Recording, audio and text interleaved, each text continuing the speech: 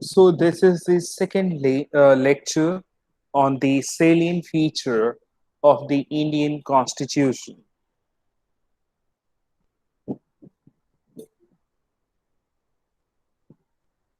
Yesterday, I discussed about the salient features of Indian Constitution, and in that process, I explained you some of the points like the lengthiest written constitution drawn from various sources, blend of rigidity and flexibility, federal system with unitary bias, parliamentary form of government, synthesis of parliamentary sovereignty and judicial supremacy, an integrated and independent judiciary. And I briefed to you about the fundamental rights and the five reads, and in details will be discussed in upcoming lectures separately on fundamental rights. So today I'm going to talk about another salient feature, and in that process we'll talk about directive principles of a state policy first. So directive principles of a state policy, in short named as DPSP.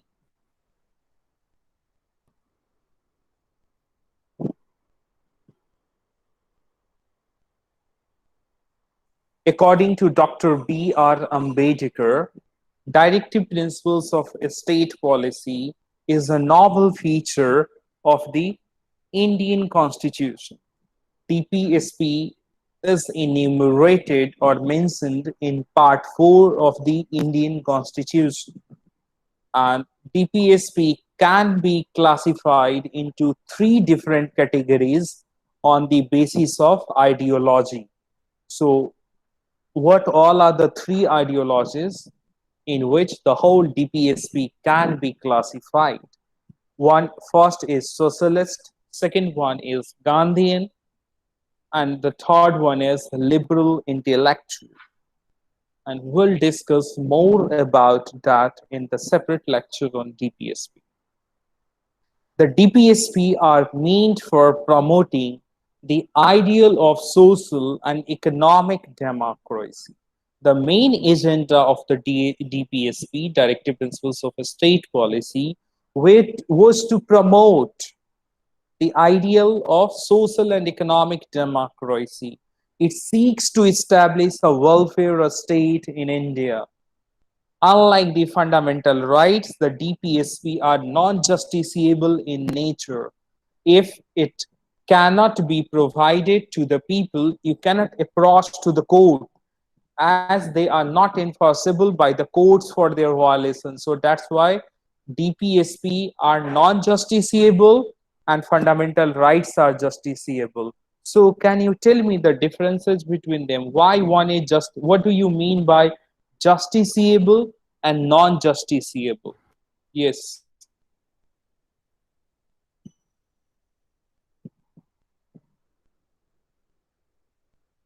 What do you mean by the term justiciable and non-justiciable? Can anybody tell me? Rahatul?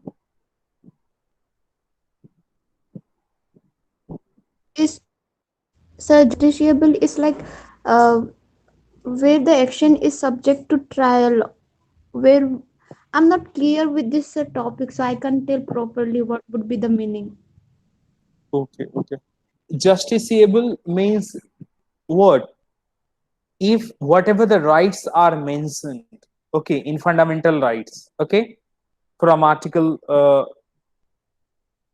each and every article of the fundamental rights, so if that are not provided to you or any people, you can approach to the court, understood? But DPSP are mere a guideline.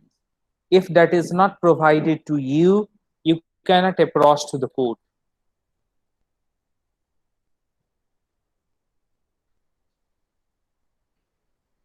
The Constitution itself declares that these principles are fundamental in the governance of the country. These are the DPSP are the guidelines for the state and to help in the governance of the country.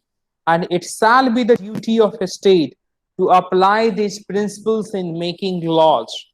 So that's why you will find some of the laws have made on some of the DPSP and incorporated in rights.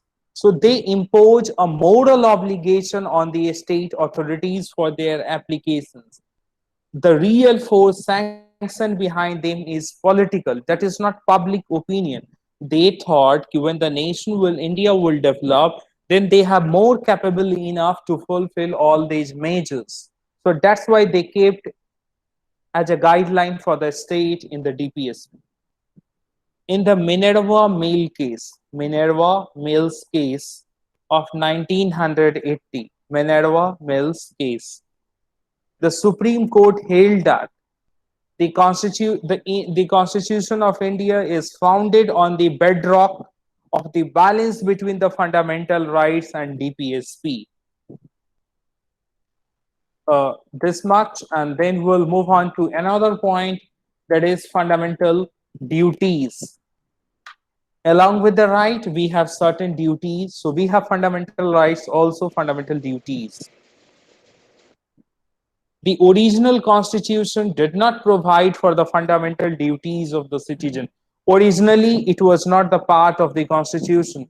Fundamental duties were added during the operation of internal emergency from 1975 to 77 by the 42nd Constitutional Amendment Act of 1976 on the recommendation of the Swaran Singh Committee.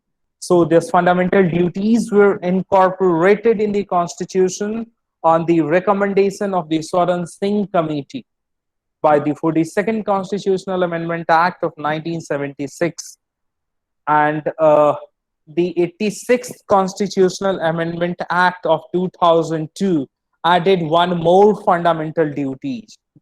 So this Part 4A of the Indian Constitution, which consists of only one article. All fundamental duties are mentioned in Article 51A. 51A. Uh, there is total 11 fundamental duties. Initially in 1976, only 10 fundamental duties were added, and one more were added in 2002 by the 86th Constitutional Amendment Act. And why these fundamental duties? To what they all talks about. So we have to respect the Constitution, respect the national flag and national anthem, to protect the sovereignty, unity, and integrity of the country, and to promote the spirit of common brotherhood amongst all. Yes, who is this new one? Uh, Recently joined. Yes,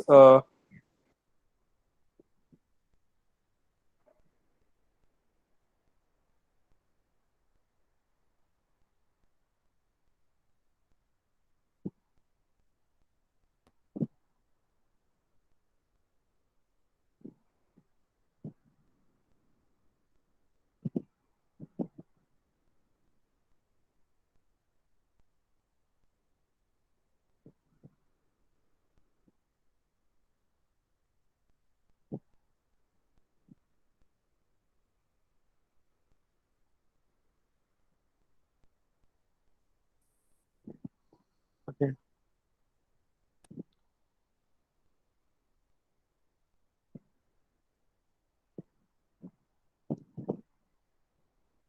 And to preserve the rich heritage of our composite culture and so on. Uh, Details will be discussed in separate lecture on fundamental duties. The fundamental duties serve as a reminder to citizens you are exercising or enjoying rights, so you have to be conscious about the duties that you owe to their country, their society, and their fellow citizens. You have certain responsibilities and duties towards the nation, towards the society, and your fellow citizens. So, like the DPSP, the duties are also non justiciable in nature. Then comes what? A secular state. Already I explained. Sir, Yes, sir, in total there are 11 fundamental duties in present. yes. Okay. 10 were added. Originally, there was no fundamental duties in the Constitution. It first 10 fundamental duties were added in 1976 by the 42nd Constitutional Amendment Act, and one more were added by the 86th Constitutional Amendment Act in 2002. Is it clear? Sir, the last one was added in 2002. Yes, one more. So then it becomes 11. Seven. A, a secular state is the next, and I'm giving you the last warning. If you want to join, join on the right time and by the proper name. Any constitution of India stands for a secular state. It does not afford any particular religion as the official religion of India. You know, the Indian state do not have any religion. So some of the provision of the constitution are revealing the secular character of the Indian state. You will find first, the term secular was added to the preamble. Already I explained it to you by the 42nd Constitutional Amendment Act of 1976 when I was teaching you the preamble. And even the preamble secures all the citizens of India their liberty of belief, faith, and worship. Apart from that, Article 14, 15, 16. So 14 talks about no person, the state shall not deny any person equality before the law or equal protection of the laws. 14. And Article 15 talks about that the state will not discriminate against any citizen on the ground of religion for any job or in any matter. Article 16 talks about equality of opportunity for all citizens in matters of public employment. In terms of employment, there will be no discrimination on the name of religion. Then comes Article 25, 26, 27, 28, 29, and 30. 25 talks about all persons are equally entitled to freedom of conscience and the right to freely profess, practice, and propagate any religion. You are free to propagate any religion and practice it. But it must be limited to the private domain, which is not going to affect the another person. Every religious denomination or any of its section shall have the right to manage its religious affair.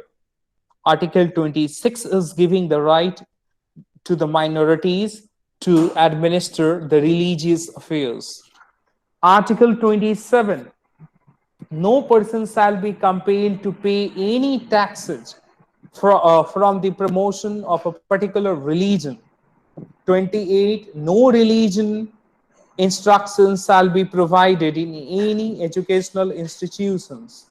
So no uh, instruction will be given on the line of the religion in any of the educational institution which maintained by the state, because the state having no religion.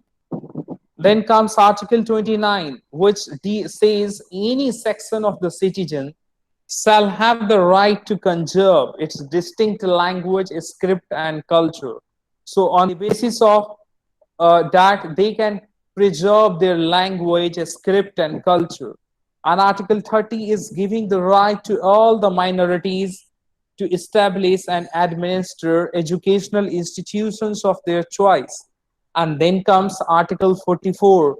The state shall endeavor to secure for all the citizens a uniform civil code.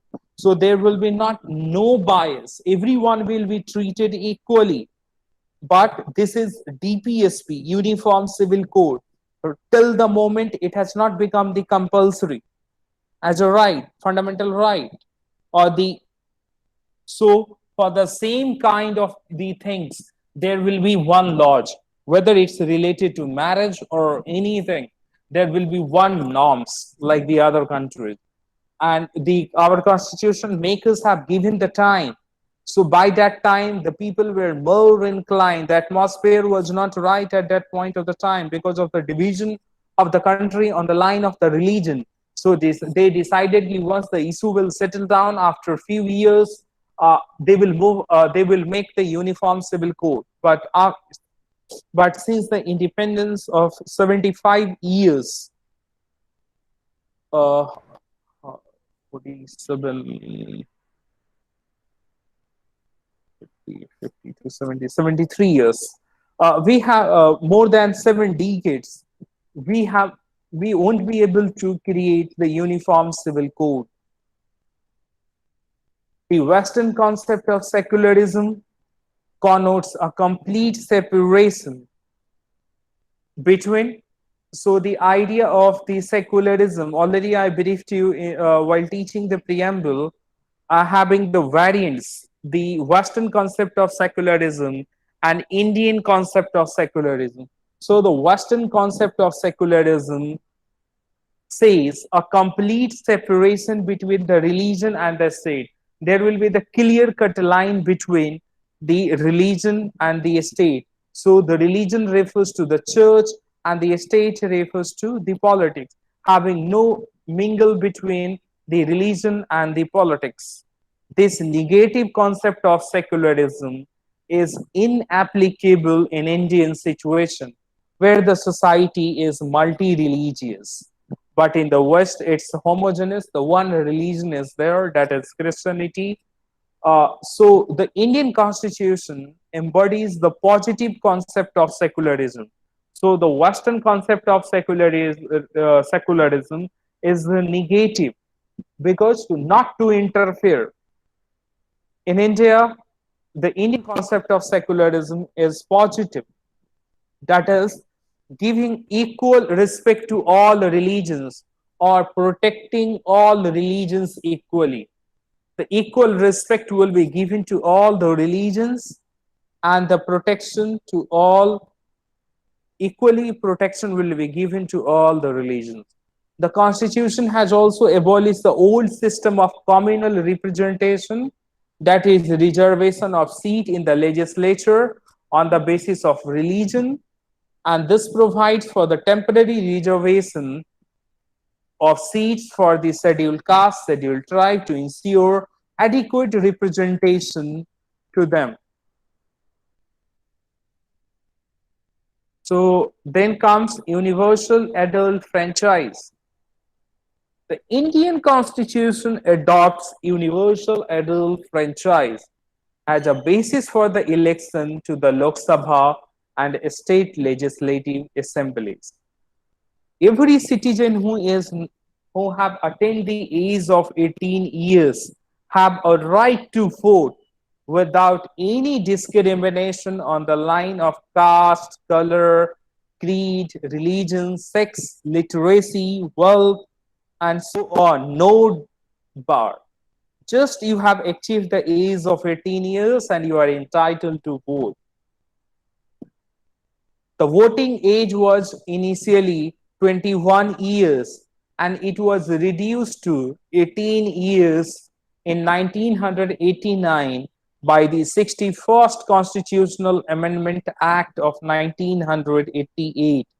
When India got independence, at that point of the time, the voting age, the universal age adult franchise was 21 years was the age bar. But in 1989, it was reduced 3 years and it became 18 years to get the eligibility to vote. And it was done by the 61st Constitutional Amendment Act of 1988. The introduction of universal adult franchise by the constitution makers was a bold experiment and highly remarkable in the view of the vast size of the country and huge population and high poverty, social inequality, and overwhelming illiteracy. So this universal adult franchise makes democracy broad based by the larger participation, enhances the self respect and prestige of the common people, affords the principles of equality, enables minorities to protect their interests, and opens up new hopes and vistas for weaker sections.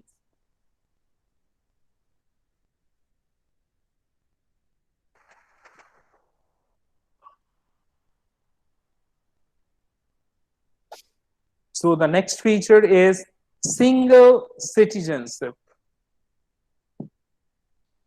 The Indian Constitution is federal and envisages a dual polity, one at the central level, then having the parliamentary form of the government where the prime minister is ruling, and another one is the state that is at the regional level where having the chief minister like the government.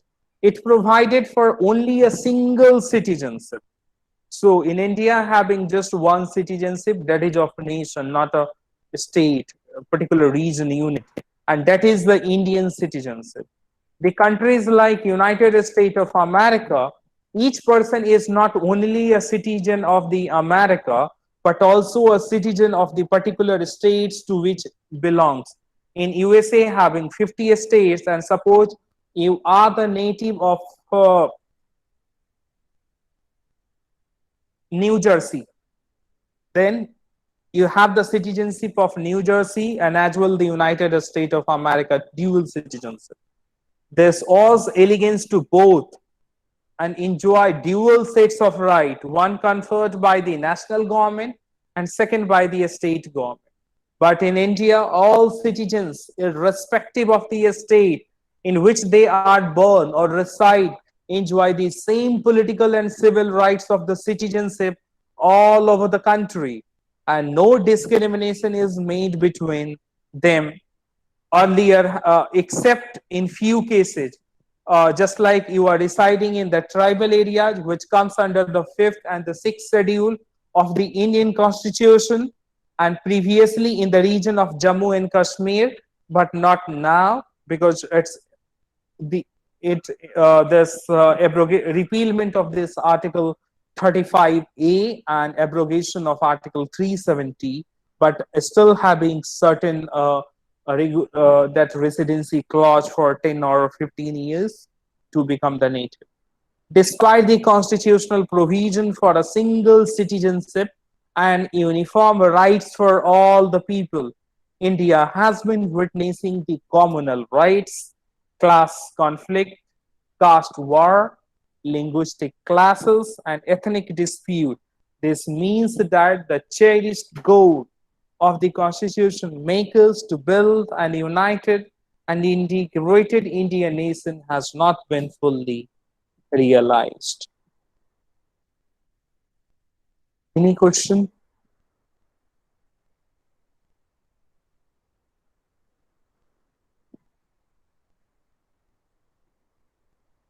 No, sir. Any other?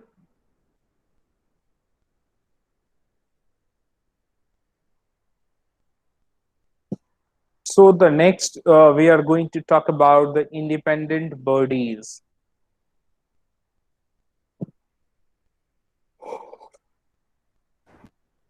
The Indian Constitution not only provides for the legislative, executive, and judicial organs of the government. You know, there are the three organs of the government: legislative, executive, and judiciary. But also establishes certain independent bodies apart from that. They are envisaged by the Constitution as the bulwarks of the democratic system of the government in India. So, in that process, first we'll talk about the Election Commission. Why its independent body? To ensure free and fair election to the parliament, state legislature, and to the office of the President of India and the office of the Vice President of India. So the ruling government do not have the power to use this institution as a means to control over the government and mediate, which happens in other countries. Next one is CAG. Comptroller and Auditor General CAG of India. The main task of CAG is to audit the account of the central and the state government. This CAG acts as the guardian of the public purse. So whenever the question will be asked, who is the guardian of the public purse? So the CAG, and comments on the legality and this propriety of the government expenditure. It checks how much money has drawn out from the uh, fund, the consolidated and the contingency fund of India, having two types of the fund from there, and whether it's expended at the mentioned or the allocated places or not. Then comes the UPSC, which conduct the examination for the recruitment to all India services and the higher central services, and to advise the president on disciplinary matters. Then comes the State Public Service Commission in every state to conduct examination for recruitment to state services and to advise the governor on disciplinary matters. The Constitution ensures the independence of these bodies through various provisions. The Constitution has safeguarded their independency. How? By the security of the tenure of the members, fixed service condition, expenses being charged on the Consolidated Fund of India, and so on. So now we will talk about another salient feature, that is emergency provision. In Indian Constitution, uh, the Indian Constitution talks about the elaborate emergency provision to enable the president to meet any extraordinary situation extraordinary situation effectively. The rationality behind the incorporation of this provision, why the Constitution makers added the emergency provision to safeguard the sovereignty, कि देश की sovereignty बनी रहे, unity, integrity, and the security of the country and the democratic political system and the constitution must be safeguarded. So if any kind of the mishappenings and the extraordinary situations has come, then what will happen to deal with that at the best level? The constitution envisages three types of emergency. तीन तरीके के emergency बताए गए हैं. पहला national emergency, जो कि article 352 में मेंशन है. Article 352 of Indian constitution talks about the national emergency, on which ground? The ground of war or external aggression or the armed rebellion. Then comes the Article 356 and 365, the second provision. That is the Article 356, which talks about the state emergency, the term used, but we also know the precedent rule in the state. You people must be aware about that. Precedent rule, राष्ट्रपति शासन लगा दिए जाते हैं. This is not the original term which mentioned in the constitution. The original term for this is state emergency. That is the precedent rule on the ground of the failure of the constitutional machinery in the state, and the national emergency, this state emergency will be applicable by the provision of Article 356. And the another provision related to this is the Article 365. It will be applicable due to the failure to comply with the directions of the center. If the state is not following or complying with the directions given by the central government, then the state emergency or the precedent rule will be applied. Then comes the third, Article 360, which talks about financial emergency on the ground of threat to the financial stability or the credit of India. So till this time, only the national emergency was implemented during the tenure of Indira Gandhi, 1975 to 77. And this state emergency, that is precedent rule, many a times and in many a states, it's applied. During an emergency, the central governments become all powerful and the states go into the total control of the center. It converts the federal structure into unitary one without a formal amendment of the constitution. This kind of transformation of the political system from federal during normal times. So, what this depicts in the normal time, the political system will be federal, and during the time of emergency, it will become unitary. This is the unique feature of the Indian Constitution. Any question?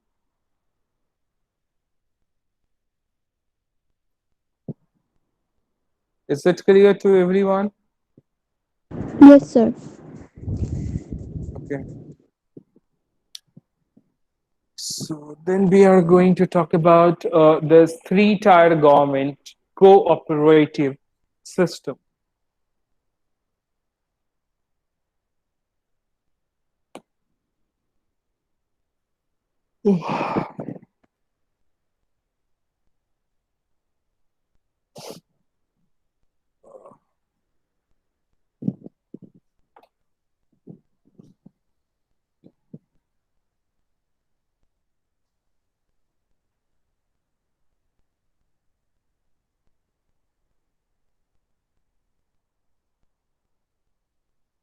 Three-tier government.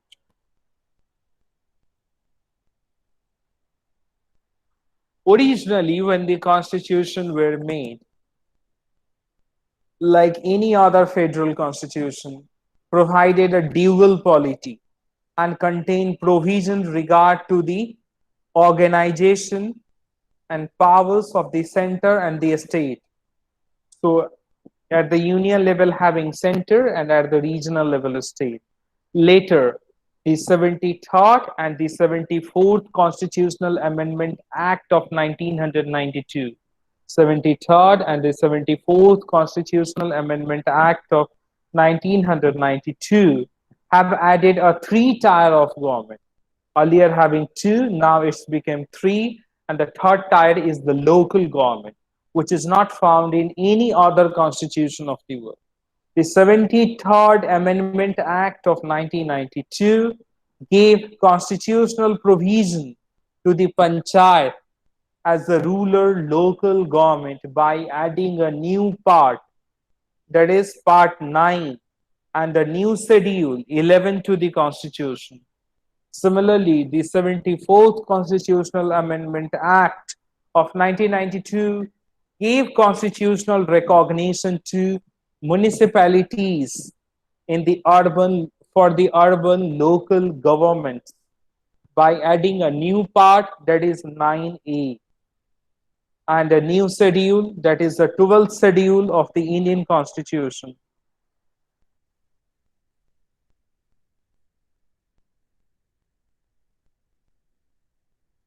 Is it clear? Yes, sir. Yes, sir. And we'll talk about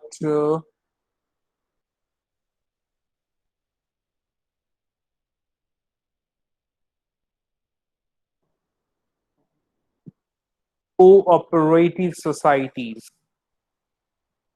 The 97th Constitutional Amendment Act, initially cooperative societies was not the part. It was added in the 2011 by the 97th Constitutional Amendment Act and gave a constitutional status and protection to cooperative societies. So you need to understand what is cooperative societies. You must have heard about Lijjat Papad, सुना है? Amul dairy, Amul दूध तो सुना होगा ना? Yes, sir. Yes, sir. They all are cooperatives. Not the one person is owner. All the farmers are owner. And even like in Bihar, you will find this Sudha Dairy, Amul in Gujarat, many others. It made the following three changes in the constitution. In the first, it made the right to form cooperative societies a fundamental right. So now to form the cooperative societies has become a fundamental right onwards 2011 as per the provision of Article 19. Then it included a new DPSP on the promotion of cooperative societies by inserting a new Article 43B in DPSP to promote cooperative societies. And then comes the another. It added a new part, and that is Part 9B in the Constitution, which is entitled as the Cooperative Societies, and the Article 243 ZH2ZT. And the new Part 9B contains various provisions to ensure the cooperative societies in the country function in a democratic, professional, autonomous, economically sound manner. And this empowers the parliament in respect of multi-state cooperative societies, and hence legislature in this respect of other cooperative societies to make it the appropriate law. And then comes the critical evaluation, and this way uh, it will be over. So first we'll talk about the criticism of this, and then we'll give you the brief about the parts, subject matter, and articles after that. So first we'll tell you the criticism of the Constitution. We'll brief you the six criticism. The first is a borrowed constitution. The Constitution of India, as framed and adopted by the Constituent Assembly, the critics says the Indian Constitution contains nothing new and original. Critics describe it as a borrowed constitution, or a bag of borrowing, or a hodgepodge constitution, or a patchwork of several documents of the world institutions. So this criticism is unfair and illogical. Why? Because the framers of the Constitution made necessary modification in the features borrowed from the other constitutions for their suitability to the Indian conditions, at the same time avoiding their fault. It's not like that we have taken exactly as it is, the things are there. We borrowed from there, copied, but we made the changes as per our society, as per our need, and we removed the loopholes in that. While answering this criticism in the Constituent Assembly, Dr. B.R. Ambedkar, who was the chairman of the drafting committee, replied, "One likes to ask whether there can be anything new in a constitution framed at this hour in the history of the world. More than 100 years have rolled over when the first written constitution was drafted. This was the scenario, and it has been followed by many countries reducing their constitutions to writing because it takes a lot of time. What the scope of a constitution should be has long been settled. So, what are the fundamentals of the Constitution are recognized all over the world. So, what's the problem in taking it? Given the facts, all constitutions in their main provisions must look similar. If you will see, the fundamental rights in India is similar to the Magna Carta in the Britain. And the only new thing, if there can be in a constitution framed so late in the day, are the variation made to remove the faults, whatever the problems are in that existing country, that removed, and to accommodate it to the needs of the particular country.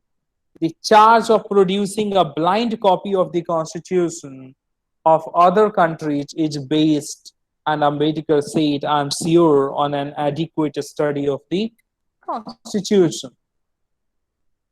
The second comes the carbon copy of the 1935 Act. because our constitution framed on the baseline of 1935 Act. So this critique said the framers of the constitution have included a large number of the provision of the Government of India Act 1935 into the Constitution of India. They call the constitution as a carbon copy of the Government of India Act 1935 or an amended version of the 1935 Act. For an example, N. Srinivasan observed the Indian constitution is both in language and substance a close copy of the Act of 1935.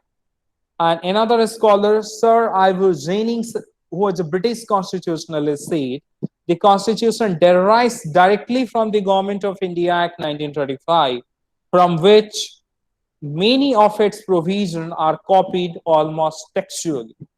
Then P.R. Desmukh, another scholar, वो कहते हैं the member of the Constituent Assembly commented that the Constitution is essentially the Government of India Act of 1935 with only adult franchise added.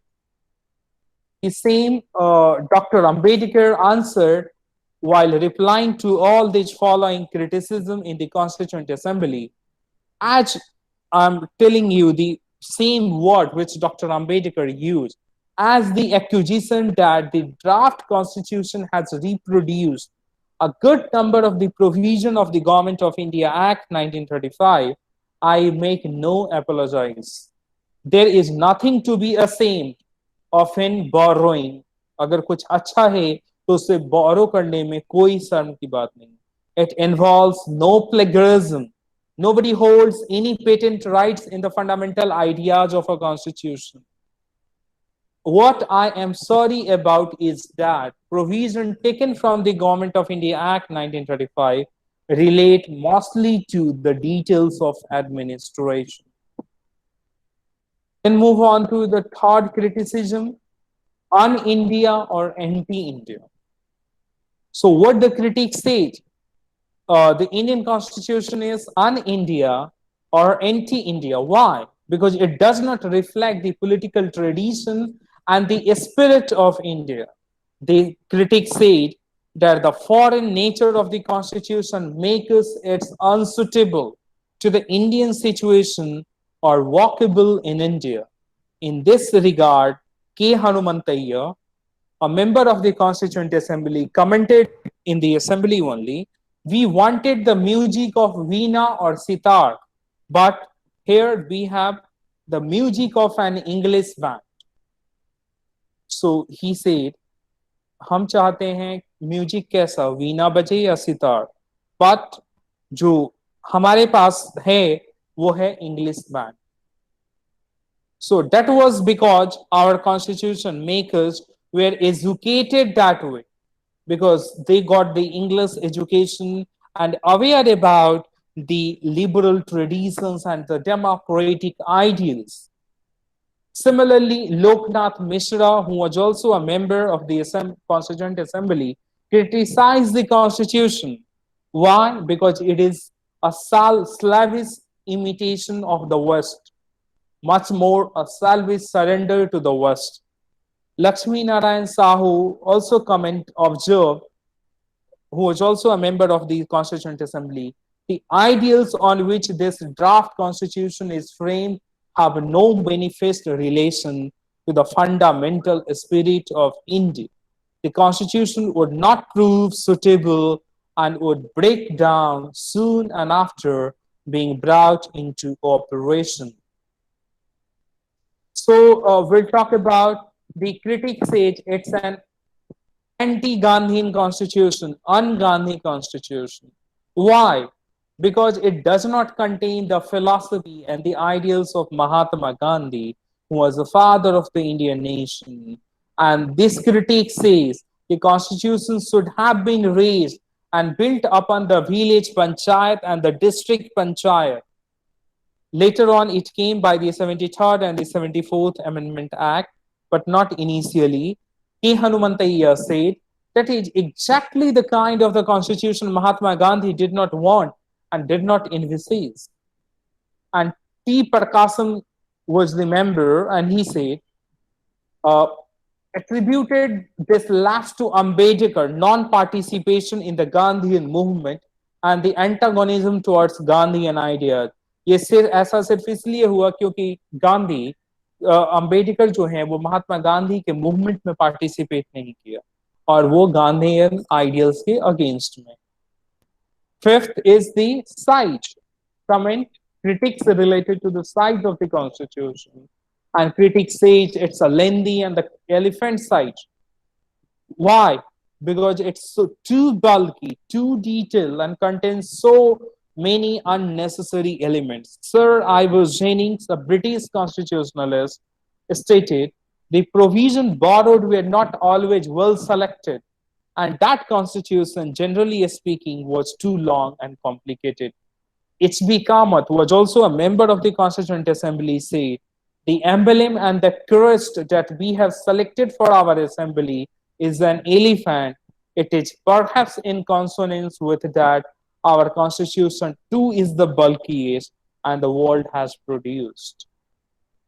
And Kamath said, I am sure the House does not agree that we should make the Constitution an elephant one. And the last critique, it is the paradise of lawyers. ये lawyers का स्वर्ग. Why? The Constitution is too legalistic, very complicated. They stated that the legal language and phraseology adopted in the Constitution makes it a complete document, which is uneasy for the common masses to understand.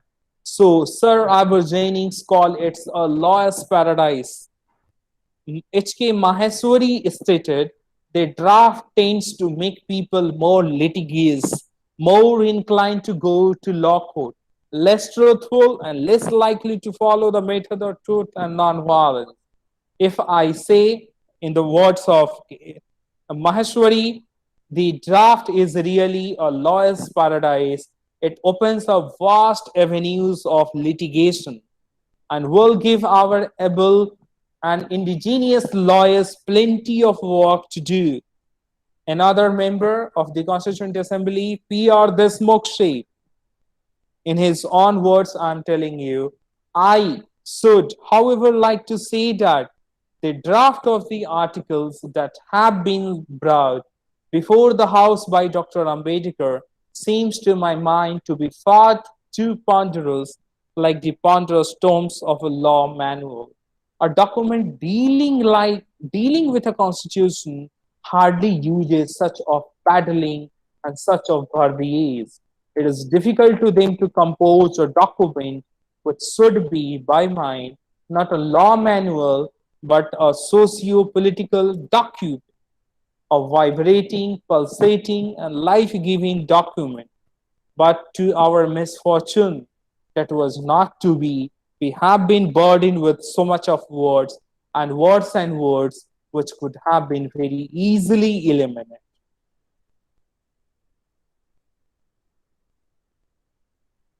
This way, uh, the lecture is over here. Sir, please explain the last point in simple term. I didn't understand. Yes, sir. I also didn't understand.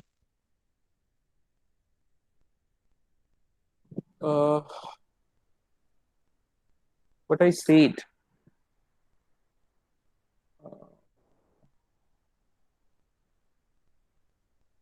Can you tell me any one word? I didn't understand the last point, sir. Okay. Do you remember even one words of last line?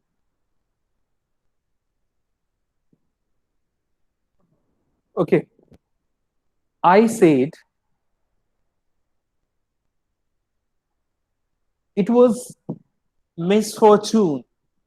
Our misfortune that was not to be like that. We want an easy constitution,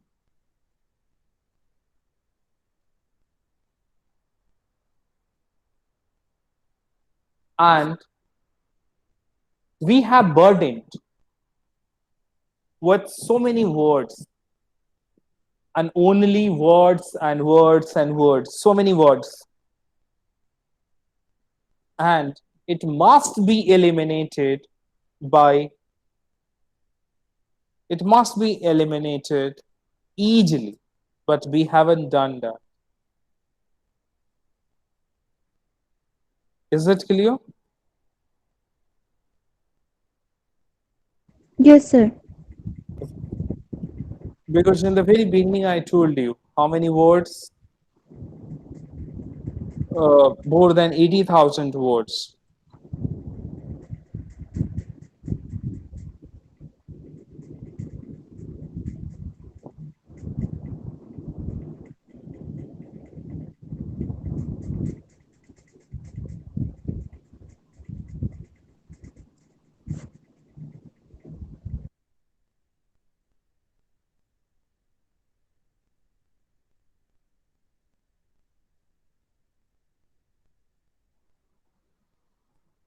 Okay, so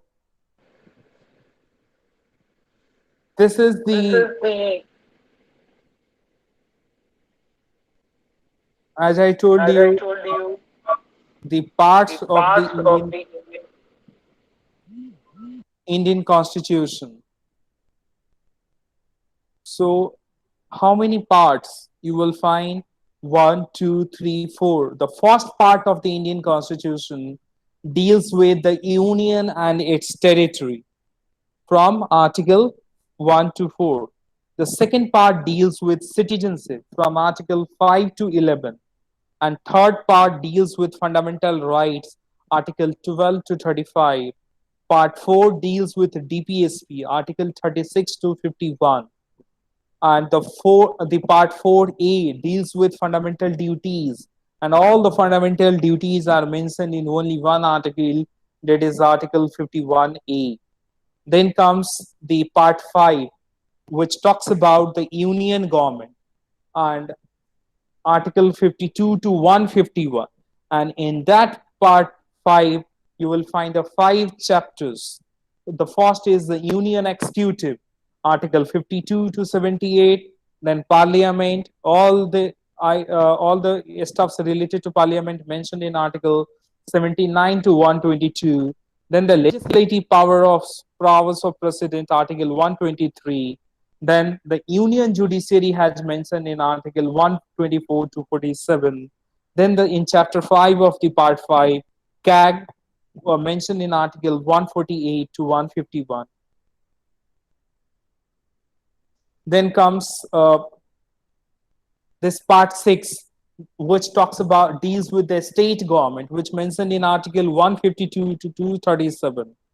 Initially, it deals with the generals in Article 152, then the executive article 153 to 167, then the state legislature from the article 168 to 212, then the legislative power of the governor in article 213. So you must remember, by this way is the easy way to remember the article. So if you have the ideas, the powers of the governor is mentioned in article 213, so you can easily segregate and mark the correct answer in MCQ type question.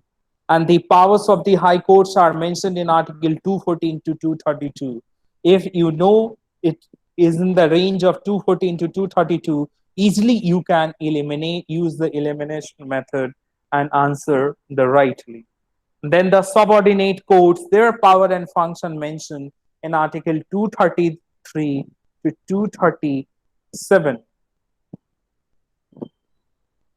And 238.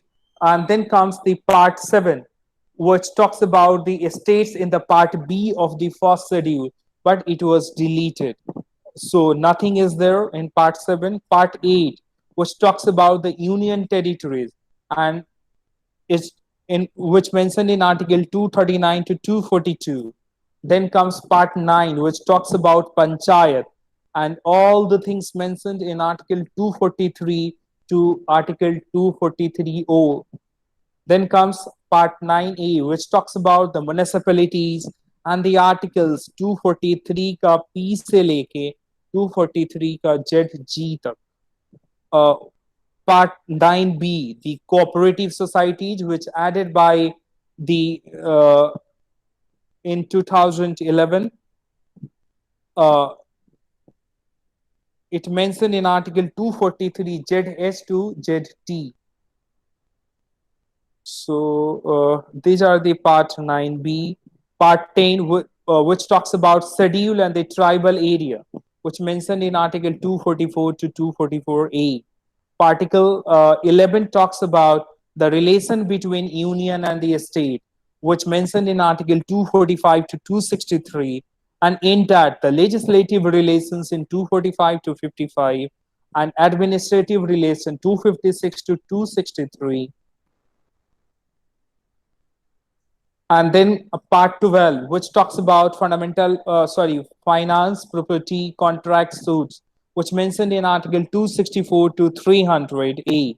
uh, the matter related to finance mentioned in Article 264 to 291, and the borrowing 292 to 293, and property, contract rights, liabilities, obligations, and suits mentioned in 294 to 300, and then the right to property has mentioned in Article 300A. Earlier, it was fundamental right. We'll discuss about that when explain the fundamental rights in details. Then comes part 13, trade, commerce, intercourse within the territory of India from the Article 301 to 307. Part 14 talks about services under the union and the state, Article 308 to 323. In that services, Article 308 to 14, and Public Service Commission 315 to 23. Then comes Part 14A, Tribunals, Article 323A to 323B. Then comes Part 15, which deals with election, Article 324 to 329A. Then Part 16, which deals with the special provision relating to certain classes, which mentioned in Article 330 to 342. So this way, all these things have been mentioned here. And then comes part 18, which talks about 17 official language from Article 343 to 351. Even that the union language 343 to 44, regional language 345 to 347, language of the Supreme Court, High Court, and so on in 348, 349, and the special directives in 350 and 351.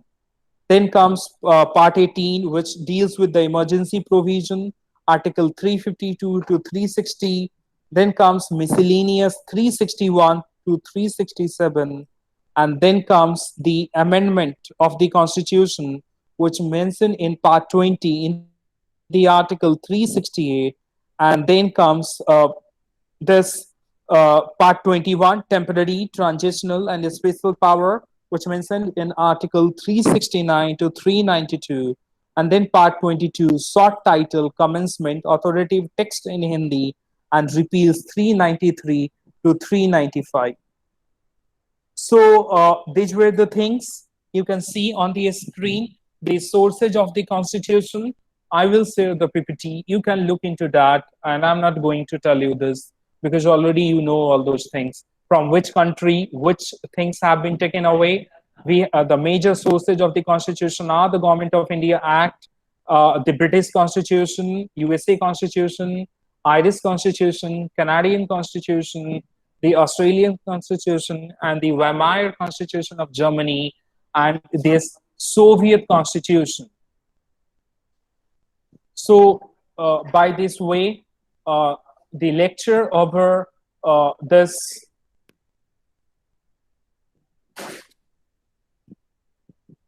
unit is over, and you can